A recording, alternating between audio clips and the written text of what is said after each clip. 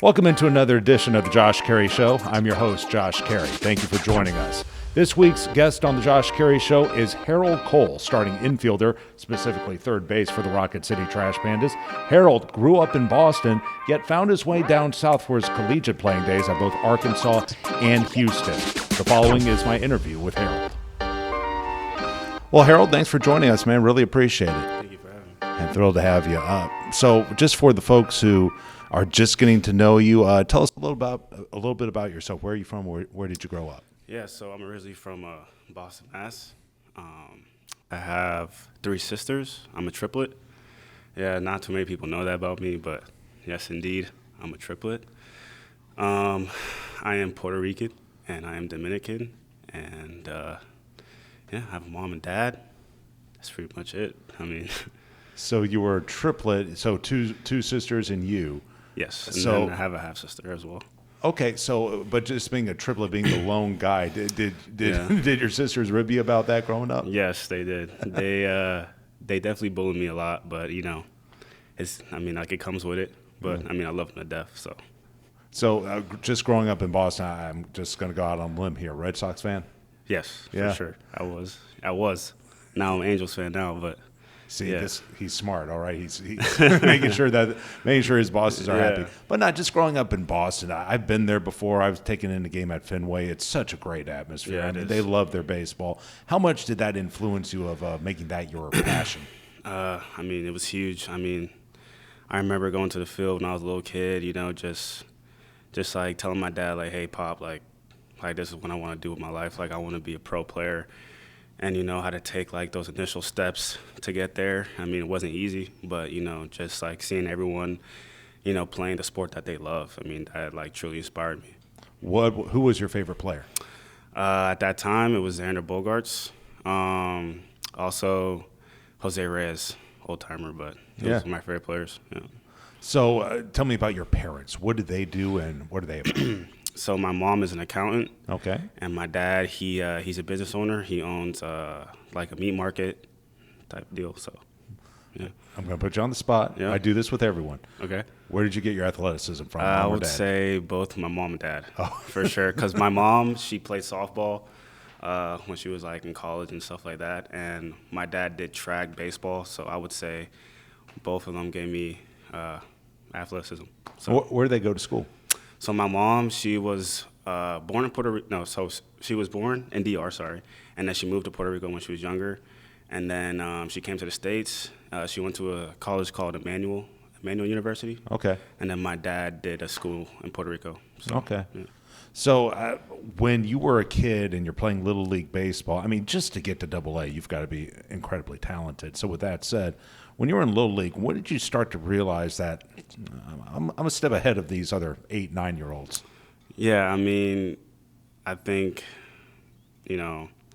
especially being in Boston, like there wasn't really like a lot of, I would say like not good players, but like players that like really wanted to get out of there. Like they wanted to be more. Mm-hmm. And, like I didn't really have friends like back in Boston because like I was so like focused on like the career that I want to have for myself, like there were days that I would go to school and just go straight practice for hours and hours, and every day, every night in the basement with my dad, so I would say, just like wanting it more than others. What was it always baseball? Were there other sports you were into? So I did karate back then. Yeah, before baseball, I was doing karate, black belt, all that stuff. So I would say that took a part in like the mental side, I would say. But yeah, I definitely did karate. I did swimming a little bit, and then it was just baseball. Yeah, pretty much. So you're a black belt in karate? Yes. Get out of here. Yes. Okay. Indeed. How long did it take to attain that? Till I was like 15, 14, yeah. Well, you talk about the mental side of the game, and that's the great part about the martial arts is they really focus between the ears more so than your actual physical abilities. How much has that helped you as you have made your climb through the minor league system? Yeah, I mean, I feel like it definitely helped me a lot. Like you definitely got to have a strong mental state to be here. It's not easy. I would say the biggest thing that helped me is just, to like flush things because, every day is a new day. You can't like be hung up on the past because that would like mess up you in the mind. So I would just say just keep moving and be strong. When you were in high school, when did you start to hear from colleges and things like that? Yeah, so I started here from a college when I was like a freshman in high school. I committed when I was a sophomore. I committed to University of North Carolina when I was a sophomore in high school. Unfortunately, I didn't go there. Yeah. I went to a different high school called Georgia Premier Academy. My boy Rowdy Rodriguez. That's you know? right. Yeah, so we went to the same high school, and then COVID hit, so that's why I didn't go over there because everyone stayed back and stuff like that. So then I went to a JUCO after that.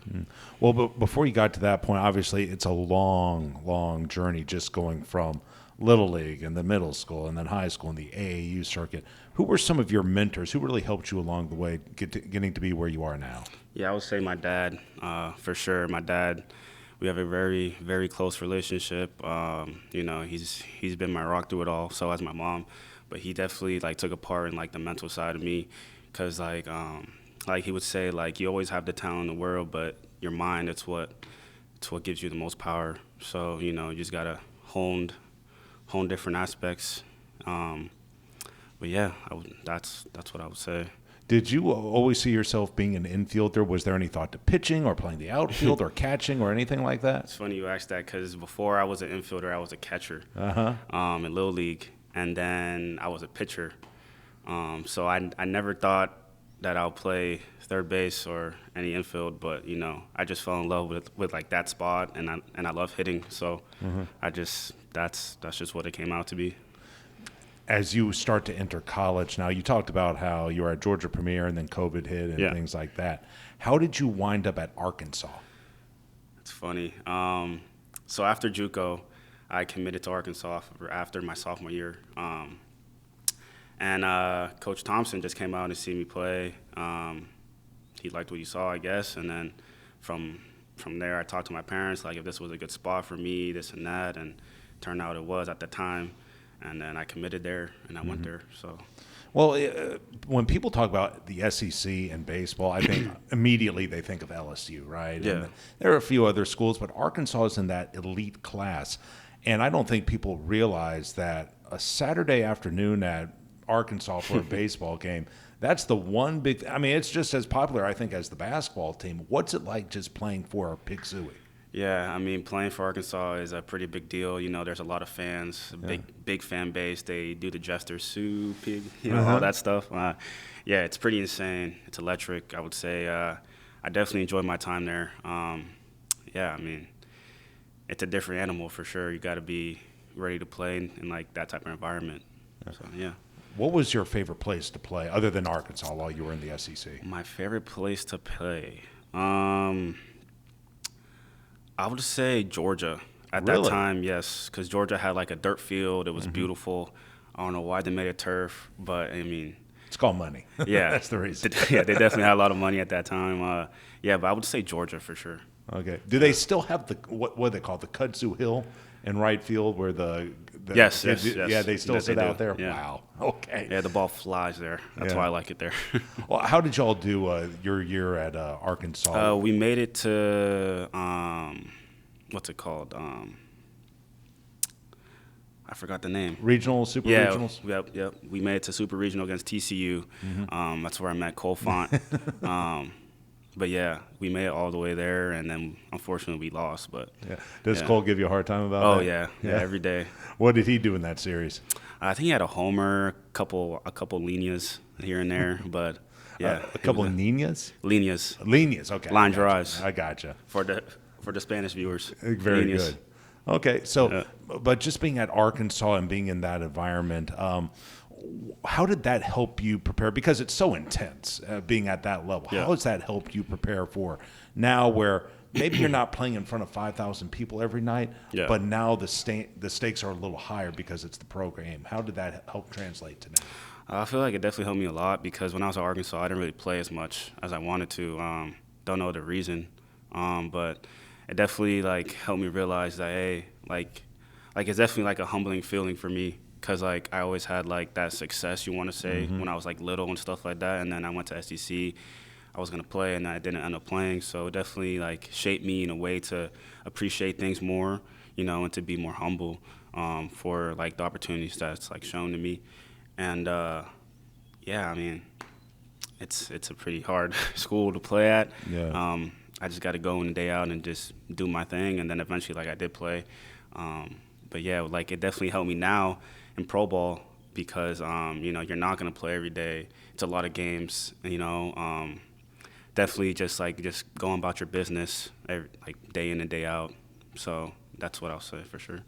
So before we talk about your transfer to Houston, one other stop you made I want to talk about. Mm-hmm. You played in Frederick one summer. Frederick Keys, yes. Yeah, Frederick Keys, which is now a draft league team. And for those who don't know what that is, not a draft league, it's development league. Yep. And it's basically summer collegiate ball. And it's where guys go, they play, they get a few more at-bats, a few more games, and really get to hone their skills. What was it like, though, just being in that competitive environment where you got guys from all sorts of different teams across the country making up this one team just to get better over the summer? Yeah, I mean, it was definitely crazy, like different guys that came from different parts trying to make new friends here and there, and there's a lot of talent, and I'm grateful for the opportunity because I'm surrounded by all these guys that are good, and they made me better. I played with my cousin, Ryan Hernandez, he was with the Angels for a little bit. Sam Antonacci, I played against him a few times. So just having like all those guys around your corner is definitely special for sure. So Houston, yes. Going from Arkansas to Houston, that had to be a bit of a change. What was that like, and why did you go to Houston in the first place? So I went to Houston mainly because my cousin went there, and also I went to that school thinking that I was going to play right out the gate. And and for the opportunity, also my girlfriend at the time was in Houston, and now she's my wife now. But so she definitely took a big part in that.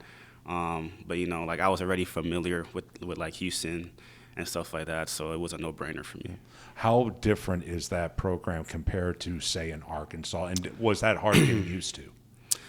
No, not really, because I really didn't have like the finer things in life, I would say, because Arkansas, you had everything there. And Houston, it was the first year in the Big 12. They had great stuff, great coaches. Everybody was awesome.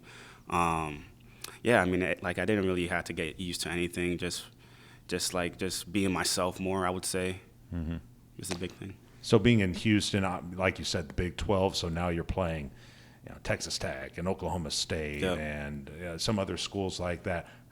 How interesting was it to be able to play in those type of environments as well that maybe don't get the same attention as, say, the SEC, but they have just as good of a fan base? I would say, honestly, Big 12 got, personally, I would say better players for sure. Wow. In my eyes, because, some guys end up don't play when they go to the SEC.